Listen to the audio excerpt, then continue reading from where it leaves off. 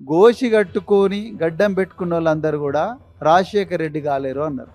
మరి డైరెక్టే చెప్పొచ్చు కదా మల్లు బట్టి విక్రమార్కకు.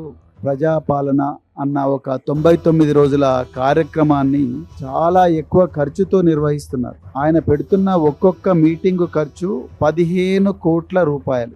15 కోట్ల రూపాయలు ఖర్చు పెట్టి పనికొచ్చే ఒక్క ముచ్చట కూడా ముఖ్యమంత్రి గారు చెప్పడం లేదు. పచ్చి అబద్ధాలు చెప్తున్నారు.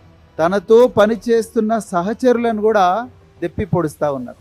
తెలంగాణలో అత్యంత బాధతో విషాదంతో ఎవరైనా బతుకుతున్నారంటే మల్లు బట్టి విక్రమార్క. ప్రజాభవన్లో కూర్చొని కన్నీరు మున్నీరుగా విలపిస్తుంటాడు ఇవాళ ఆయన.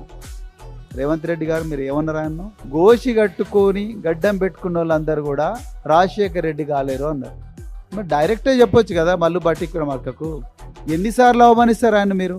మీకు ఈ 4 చిన్న చిన్న జిల్లాలకు రోడ్డు మీద పోవచ్చు కదండి, కాన్వాయ్లో పోవచ్చుగా మీరు. మీకు మంచి కాన్వాయ్ ఉన్నది, దానికి హెలికాప్టర్ ఎందుకు? దానికి ఒక 50 లక్షలు ఖర్చు. హెలికాప్టర్ల మీద వాళ్ళు ఎందుకంటే భయం ప్రజలంటే. ఇక్కడ ఉండి ఒక ముఖ్యమంత్రి కార్యాలయంలో కూర్చొని తప్పుడు పనులు చేయడం కన్నా, ఈ తప్పుడు మాటలు మాట్లాడడం కన్నా దయచేసి మీరు టార్గెట్ చెప్పండి. పాలమూరు బిడ్డలం అందరం కలిసి ఎక్కడో దగ్గర కూలి పని చేసి మేము ఆ కష్టార్జితాన్ని మీ చేతిలో పెడతాం.